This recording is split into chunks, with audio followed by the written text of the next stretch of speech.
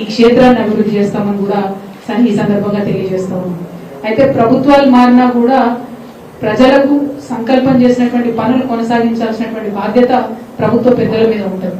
కొండగట్ట అంజన్నకు మరి ఏదైతే 1000 కోట్లు ఇదివరకు ప్రభుత్వం ఇస్తామని చెప్పిందో దానికి సంబంధించిన జీవోలు రిలీజ్ చేసిందో వాటి మీద ఇప్పుడున్నటువంటి ప్రభుత్వం ఇప్పుడు ఇక్కడ ఉన్నటువంటి కాంగ్రెస్ పార్టీ నాయకులందరూ కూడా శ్రద్ధ పెట్టి ప్రభుత్వం నుండి నిధులు రాబట్టవలసిందిగా ఈ సందర్భంగా నేను డిమాండ్ చేస్తా ఉన్నాను.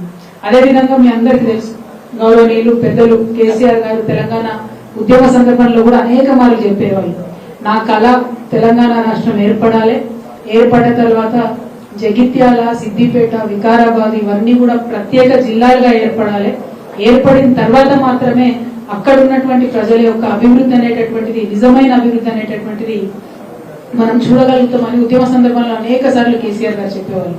మరి అట్లానే తెలంగాణ రాష్ట్రం రాగానే జగిత్యాల ప్రత్యేక జిల్లా అయింది. అంతకుముందు అంతా కూడా ఎన్నికల హామీగా నిలబడిపోయినటువంటి బోర్నపల్లి బ్రిడ్జ్ సాకారమైంది.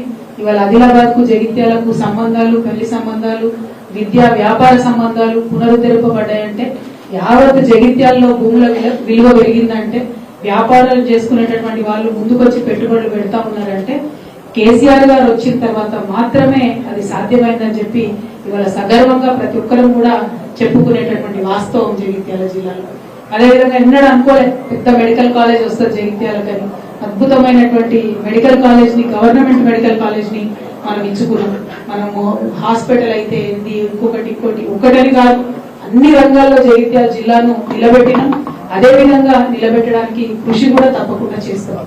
సరే, రాజకీయాలకు సంబంధం లేకుండా మరి ఇప్పుడు జరుగుతున్నటువంటి ప్రజలు గెలిపించినటువంటి విషయాన్ని కూడా మర్చిపోయి ఇక్కడ బీఆర్ఎస్ పార్టీలో గెలిచినటువంటి ఎమ్మెల్యే గారు పార్టీని మోసం చేసి, కార్యకర్తలను మోసం చేసి, తల్లి పాలు దాగి రొమ్ము గుద్దినటువంటి చందంగా ఆయన పార్టీ మారి వెళ్ళిపోయినా కూడా మరి కార్యకర్తలందరూ కూడా నిబద్ధతతో కేవలం కేసీఆర్ గారి మీద ప్రేమతోని, గులాబీ జెండా ఉందనేటటువంటి గుండె ధైర్యంతోనే ఇవాళ బీఆర్ఎస్ పార్టీలో కార్యకర్తలందరూ కూడా కొనసాగుతూ ఉన్నారు.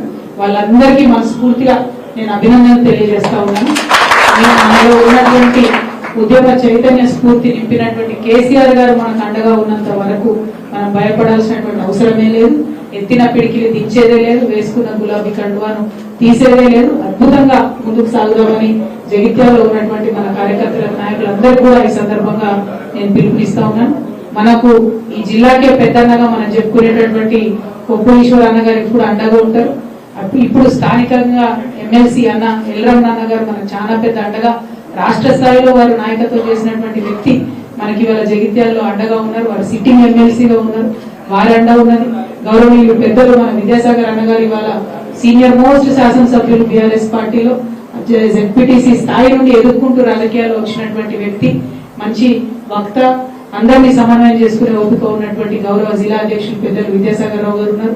అట్లనే సోదరి మనీ జెడ్పీ చైర్మన్ గా పనిచేసి మరి వాళ్ళు ఇక్కడ ఎమ్మెల్యే వెళ్ళిపోయినా కూడా కార్యకర్తలందరినీ కూడా కళ్ళలో నాలుకలా కలుపుకుంటూ, ఆ పిల్ల చిన్న అమ్మాయి అయినప్పటికీ అన్నలకు దండం పెట్టుకుంటూ, తమ్ములను హక్కున చేర్చుకుంటూ, చెల్లెలను చేతి పట్టుకొని నడిపించుకుంటూ ముందుకు తీసుకెళ్తున్నటువంటి సోదరి దావ వసంత గారికి, అట్లానే సీనియర్ నాయకులు గౌరవనీయులు పెద్దలు మన తుల రాజేంద్ర అన్న గారు, మన పార్టీ సీనియర్ నాయకులు అన్న అమీన్ భాయ్ గారు, అట్లానే గట్టు సతీష్ అన్న గారు, రమణారావు అన్న గారు సీనియర్ నాయకులు, భూపతి రెడ్డి గారు, మా తమ్ముడు దేవేందర్ ఫైటర్, ఇట్లా ఒకరు కాదు ఇద్దరు కాదు అందరూ కూడా మరి ఇవాళ జగిత్యాల్లో ఏ ఒక్క నిమిషం కూడా వేరే ఆలోచన చేయకుండా కేసీఆర్ గారి జెండాను మనం కొనసాగించాలనే స్ఫూర్తితో పనిచేస్తున్నందుకు నిజంగా అందరూ కూడా చేతులెత్తి నేను మనస్ఫూర్తిగా శుభాకాంక్షలు తెలియజేస్తా ఉన్నాను. మరి వాళ్ళ రాష్ట్రంలో ఏం జరుగుతుందో ఒకసారి ఆలోచన చేసుకుంటే అనేకమైనటువంటి హామీలు, దాదాపుగా 420 హామీలు ఇచ్చి అధికారంలోకి వచ్చినటువంటి కాంగ్రెస్ పార్టీ ఇవాళ ఎవరి కోసం ఏం చేస్తుందో ఒకసారి ఆలోచించుకోవాలి. నిజంగా నిన్న జగిత్యాల వచ్చే ముందే ఒక రైతన్న ఒక మంచి మెసేజ్ పెట్టింది. ఎండిపోయినటువంటి తన పొలాన్ని చూపించుకుంటూ బాధపడుకుంటూ మన మంగళ దగ్గర సారంగపూర్ మంగళ ఊరు గ్రామానికి సంబంధించినటువంటి రైతు పెట్టినటువంటి మెసేజ్ చూస్తే కళ్ళకు నీళ్ళు వచ్చేటటువంటి పరిస్థితి. ఎండిపోయినటువంటి భూమిని చూపించుకుంటూ బాధపడుతున్నటువంటి పరిస్థితి. ఇవాళ రైతు భరోసా లేదు, ఎరువులకు ఇబ్బంది, నీళ్ళు ఇచ్చేటటువంటి తెలివి లేదు. కేసీఆర్ గారు ఆల్రెడీ కాళేశ్వరం నిర్మాణం చేసిండ్రు, అయిపోయింది. దానికి మొత్తం కూడా 10 ఏళ్లలో వరద కాలువను నిజంగా జీవధారగా సంవత్సరం పొడవును కూడా నింపి పెట్టినాం. కనీసం ఆ వరద కాలువను నింపేటటువంటి తెలివి లేదు. ఏమన్నా అంటే కేసీఆర్ గారి మీద రాజకీయంగా విమర్శ చేసి మేడిగడ్డ లింక్ 1 ని యూజ్ చేయకుండా ఇక్కడ వరద కాలువని ఎండబెట్టినటువంటి పరిస్థితి. వరద కాలువ ఎండిపోతే యావత్ జగిత్యాల జిల్లాలో ఉన్న రైతులందరికీ కూడా కళ్ళల్లో కన్నీళ్లు ఉంటే తప్పితే ఇంకొకటి ఉండదు. నేను ఈ జగిత్యాల గడ్డ మీద నుండి రేవంత్ రెడ్డి గారిని విజ్ఞప్తి చేస్తా ఉన్నా, మీ రాజకీయ కక్షలు కార్పణ్యాలు పక్కన పెట్టి కాళేశ్వరం లింక్ 1 మీరు యూజ్ చేసుకొని మా వరద కాలువకు నీళ్లు ఇవ్వండి దయచేసి. జగిత్యాలలో భూములు ఎండిపోయే పరిస్థితి ఉన్నది, చెప్పదండిలో భూములు ఎండిపోయేటటువంటి పరిస్థితి ఉన్నది, అక్కడ పెద్దపల్లిలో భూములు ఎండిపోయేటటువంటి పరిస్థితి ఉన్నది. దయచేసి నీళ్లను రిలీజ్ చేయవలసిందిగా నేను ఈ ప్రభుత్వాన్ని డిమాండ్ చేస్తా ఉన్నాను. అదేవిధంగా మీరు చూసినట్టయితే మహిళలకు ఇచ్చినటువంటి ఒక్కటంటే ఒక్క హామీ కూడా ఈ ప్రభుత్వం నిలబెట్టుకోలేదు. 2500 ఇస్తామన్నారు, తులం బంగారం అన్నారు, 18 ఏళ్లు నిండితే స్కూటీలు ఇస్తామన్నారు. బీడీ కార్మికులు అనేక మంది ఉంటారు ఇక్కడ జగిత్యాల మెట్పల్లి అంటేనే బీడీ కార్మికులకు హబ్బు. విద్యాసాగర్ రావు గారు నాకు గుర్తుంది, 80,000 మందికి బీడీ కార్మికులకు వెంటబడి మనం ఆనాడు పెన్షన్ ఇప్పించుకున్న పరిస్థితి. ఇవాళ 2000 నుంచి 4000 చేస్తామని చెప్పిండ్రు. కనీసం బీడీ కార్మికుల గురించి మహిళల గురించి ఒక్కనాడు కూడా ఈ రాష్ట్ర ముఖ్యమంత్రి మాట్లాడకపోవడం నిజంగా కూడా శోచనీయం. మహిళలను ఇంత చిన్న చూపు చూస్తున్నటువంటి ముఖ్యమంత్రి గారికి ఖచ్చితంగా కాలం గుణపాఠం నేర్పిస్తుందని కూడా నేను ఈ సందర్భంగా తెలియజేస్తా ఉన్నాను. ఇక విద్యార్థులకైతే ఎన్ని మాటలు చెప్పిరో మీకు తెలుసు. జాబ్ క్యాలెండర్ ఎక్కడుందో అడగాలి. కనీసం చిన్న పిల్లలకైతే భూగ పెట్టలేని పరిస్థితులలో మంచి ఆహారం పెట్టలేనటువంటి పరిస్థితుల్లో ఈ ప్రభుత్వం ఉన్నది. కాంగ్రెస్ పార్టీ ప్రభుత్వం చేస్తున్నటువంటి తప్పులను తెలంగాణ సమాజం చూస్తున్నది. తప్పకుండా తప్పులు ఒకనాడు నిండుతాయి. శిశుపాలను కూడా 100 తప్పులు అయ్యేంత వరకు వెయిట్ చేసి చూసింది కాలం, ఆ తర్వాత క్షమించలేదు. కాంగ్రెస్ పార్టీ కూడా రాబోయే రోజులలో అదే జరగబోతా ఉన్నది. ఇవాళ బీసీల విషయంలో చూసినట్టయితే ఈ ప్రభుత్వం ఏం చేస్తుందో చూస్తున్నారు మీరు. ఆనాడు కేసీఆర్ గారు ఓపెన్ గా ట్రాన్స్పరెంట్ గా 52% బీసీలు ఈ రాష్ట్రంలో ఉన్నారని చెప్పి లెక్కలు తేల్చి చెప్తే, ఇప్పుడు వచ్చినటువంటి రేవంత్ రెడ్డి గారి ప్రభుత్వం కనీసం లెక్క పెట్టడం కూడా రాకుండా, శాస్త్రీయంగా లెక్కలు చేయకుండా తప్పుదో పట్టిస్తూ బీసీల సంఖ్య తక్కువ చేసి చూపించడం అనేది నిజంగా కూడా శోచనీయం. ఒక పక్క ఇదే తప్పుడు లెక్కలు తీసుకొని రాహుల్ గాంధీ గారు పార్లమెంటును తప్పుదో పెట్టే విషయంగా వారు మాట్లాడుతున్నటువంటి సందర్భాన్ని కూడా చూస్తున్నాం. ఇవన్నీ సంవత్సరంన్నర నుంచి బీసీ సంఘాలు అందరు కలిసి కొట్లాడుతూ ఉంటే ఇవాళ బీసీలకు సంబంధించి కులగణన పెట్టాల్సినటువంటి పరిస్థితి ఈ ప్రభుత్వానికి వచ్చింది. ఇప్పుడు ఒక కీలక దశలో ఉన్నాం. కులగణన చేసినామని చెప్తున్నారు. సరే, తక్కువ ఒప్పో 46% ఉన్నాము. నువ్వు మాట ఏమి ఇచ్చినావు? 42% మేము రిజర్వేషన్ చేస్తా అన్నాం. మొన్న అసెంబ్లీ పిలిచింది. మరి పిలిచినప్పుడు డైరెక్ట్ గా 42%కి బిల్లు పెట్టాలి కదా. బిల్లు పెట్టకుండా మళ్ళా ఒక స్టేట్మెంట్ అన్నారు, ఓకే కులగణన ఇంతమంది ఉన్నారు అన్నావు.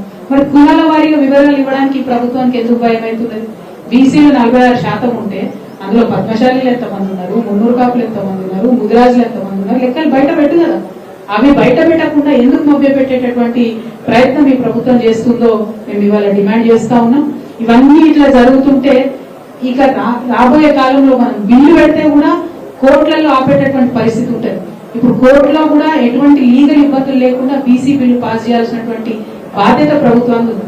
ఇటువంటి కీలక దశలో నేను ఏం చేస్తుంది ప్రభుత్వం? పొన్నం ప్రభాకర్ గారి ఆధ్వర్యంలో బీసీ సంఘాల నాయకులందరూ కూడా పిలిచిరు మీటింగ్. నేను అనుకున్నారే ప్రభుత్వం ఒక ముందడుగు వేసింది. బీసీ సంఘ నాయకులు పాపం 30 ఏళ్ల నుంచి కొట్లాడుతున్నారు. ఆర్ కృష్ణయ్య గారు లాంటి వారు, వక్లాభరణం కృష్ణమోహన్ గారు బీసీ కమిషన్ చైర్మన్ గా వేసింది. అటువంటి పెద్ద పెద్ద నాయకులందరినీ పిలిస్తే పోనీ ప్రభుత్వం ఒక ముందడుగు వేసింది, బిల్లు మీద చర్చ చేస్తుందేమో అనుకున్నాం. ఏం లేదు. ముఖ్యమంత్రి గారికి కనీసం మా మీటింగ్ ఉన్నట్టు కూడా తెలిసినట్టు మాకు అనిపిస్తలేదు. యాక్చువల్ గా అయితే ఈ టైంలో బీసీ ప్రజలందరూ ఆందోళనలో ఉన్నారు, మా సంఖ్య తగ్గిందని భయపడుతున్నటువంటి సమయంలో ముఖ్యమంత్రి గారే డైరెక్ట్ గా మీటింగ్ పెట్టాలి. ఎందుకు సమయం లేదు ఆయనకు? ఇప్పటికి 31 సార్లు ఢిల్లీకి పోవచ్చింది ముఖ్యమంత్రి గారు.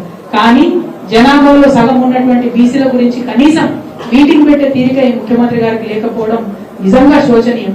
ముఖ్యమంత్రి గారు నిన్న మీటింగ్ లో లేరు. పోనీ కనీసం ఈ లెక్క కులగణన చేసినటువంటి కేబినెట్ సబ్ కమిటీకి చైర్మన్ ఉత్తమ్ కుమార్ రెడ్డి గారు ఆయన మీటింగ్ లో లేరు. ఈ లెక్కలన్నింటినీ కులగణన చేసినటువంటి అధికారులు సందీప్ శాండిల్య గారు ఆయన మీటింగ్ లో లేరు. మరి బీసీ సంఘం నాయకులందరూ పిలిచి మీరు లెక్కలు చెప్పలేదు, మీ ప్రభుత్వం ఏం చేస్తుందో చెప్పలేదు, ముందడుగు ఎట్లేస్తాం, బిల్లు పెడతామా పెట్టతామా చెప్పలేరు.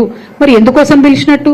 నేనైతే అనుకుంటున్నా కేవలం ఈ బీసీ ఉద్యమం చేస్తున్నటువంటి ఇంత సీనియర్ నాయకుల్ని నిన్న పిలిచి కనీసం ముఖ్యమంత్రి గారు మాట్లాడకపోవడం అంటే వారిని అవమానించడం తప్ప ఇంకొకటి కాదు. ఇది చాలా దారుణం. ముఖ్యమంత్రి గారు తప్పకుండా తక్షణమే రివ్యూ పెట్టాలి. మొత్తం కులాల వారీగా సంఖ్య ఎంత ఉందో బయట పెట్టాలి, బిల్లు ఎప్పటి లోపల తీసుకొస్తారో చెప్పాలి, ఆ బిల్లుకు సంబంధించి ఈ వివిధ కుల సంఘ నాయకులతోని చర్చలు జరపాలి, అట్లానే లీగల్ ఎక్స్పర్ట్స్ తోని కూడా చర్చలు జరపాలని ఈ సందర్భంగా నేను డిమాండ్ చేస్తా ఉన్నాను. మరి మీరు చూస్తే కేసీఆర్ గారు ట్రాన్స్పరెంట్ గా ఉన్నట్టుగా లెక్కలు చెప్పినారు, రేవంత్ రెడ్డి గారు తప్పుడు లెక్కలు చెప్తున్నారు. ఇంకో పక్క ఇచ్చినటువంటి ఏ ఒక్క మాట కూడా ఫుల్ఫిల్ చేసేటటువంటి పరిస్థితి లేదు. కేసీఆర్ గారి పాలనకు రేవంత్ రెడ్డి గారి పాలనకు ఎంత తేడా ఉందంటే, కేసీఆర్ గారి పాలన ఐఫోన్ లాగా ఉంటే రేవంత్ రెడ్డి గారి పాలన చైనా ఫోన్ లెక్క ఉన్నది. ఐఫోన్ కు చైనా ఫోన్ కి ఎంత తేడా ఉంటుందో కేసీఆర్ గారికి రేవంత్ రెడ్డి గారికి అంత తేడా ఉన్నది. అంటే సూపుకు బానే ఉంటది కానీ ఏం పనిచేయదు అన్నట్టు అటువంటి పరిస్థితి ఉన్నది. మాటలు ఇచ్చి బీసీల ఓట్లు వేయించుకొని ఇవాళ బీసీలను మోసం చేస్తున్నటువంటి కాంగ్రెస్ పార్టీని చరిత్ర క్షమించదు, బీసీలు క్షమించరు. వారికి ఎవరు లేరు, వారి పక్షాన మాట్లాడారు అనుకుంటున్నారేమో. మేమందరం కూడా అండగా నిలబడి ఉన్నాం. ఖచ్చితంగా బీసీలకు మీరు ప్రామిస్ చేసినటువంటి 42% ఇచ్చే వరకు కూడా తగ్గేదే లేదు. ఖచ్చితంగా ఉద్యమాన్ని ముందుకు కొనసాగిస్తాం. మరో తెలంగాణ ఉద్యమంలాగా పోరాటం చేయడానికి బీసీ బిడ్డలందరూ కూడా సిద్ధంగా ఉండాలని చెప్పి ఈ సందర్భంగా పిలుపునిస్తా ఉన్నాం. బీఆర్ఎస్ పార్టీ కార్యకర్తలు, మనకు నాయకులు అన్నది ఎప్పుడు కూడా లెక్కలో లేనటువంటి విషయం. తెలంగాణ ఉద్యమం జరిగినప్పుడు కూడా పెద్ద పెద్ద నాయకులు లేరు మనకు, అయినా కూడా మనం గుండె ధైర్యంతో కొట్లాడినాం. ఇవాళ ఇక్కడ జగిత్యాలలో మనం అధికారంలో ఉన్న 10 సంవత్సరాలు అనేక కార్యక్రమాలు చేసినాం. ఇవాళ జగిత్యాల్లో 4500 ఇండ్లు కేసీఆర్ గారు ప్రత్యేక శ్రద్ధ పెట్టించారు. ఆ ఇచ్చిన ఇండ్లలో 900 ఇండ్లు ఇంకా ఖాళీగా ఉన్నాయి. ఇవాళ నేను డిమాండ్ చేస్తా ఉన్న కాంగ్రెస్ ప్రభుత్వాన్ని, 900 ఇండ్లు జగిత్యాల్లో ఖాళీగా ఉన్నాయి, మీరు అర్హులైనటువంటి వాళ్ళకి ఇమీడియట్ గా ఐడెంటిఫై చేసి ఇవ్వండి. ఎందుకు ఇవ్వలేకపోతా ఉన్నారు? ఎందుకు ప్రాజెక్టులు ఫినిష్ చేయలేకపోతా ఉన్నారు? ఎందుకు వరద కాలువ నింపలేకపోతున్నారు? ఎందుకు రేషన్ కార్డులు ఇవ్వలేకపోతా ఉన్నారు? దీనికి ఏమైనా కేసీఆర్ గారు అడ్డం పడ్డారా? బీఆర్ఎస్ పార్టీ అడ్డం పడ్డదా? తక్షణమే మీ చిత్తశుద్ధిని నిరూపించుకోండి. మీరు ప్రజలకు ఇచ్చినటువంటి హామీలన్నీ కూడా వెంటనే నెరవేర్చండి అని ఈ సందర్భంగా డిమాండ్ చేస్తా ఉన్నాం. జగిత్యాల గడ్డ అంటే విప్లవాల కిల్ల. మరి ఇదే జగిత్యాల నుండి ఖచ్చితంగా బీసీల యొక్క కథనబేరి ప్రారంభమవుతుందని చెప్పి, ప్రారంభం కావాలని కూడా చెప్పి నేను కోరుకుంటూ మీ అందరి దగ్గర సెలవు తీసుకుంటా ఉన్నాను. Thank you. జై తెలంగాణ, జై కేసీఆర్. కేసీఆర్ గారి నాయకత్వం, కేసీఆర్ గారి నాయకత్వం.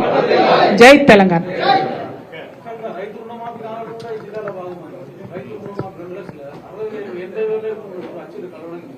ఓకే, రైతు రుణమాఫీకి సంబంధించి మీరు చూసినారు, ఎక్కడ కూడా ఎవరికి సంపూర్ణంగా కాలేదు.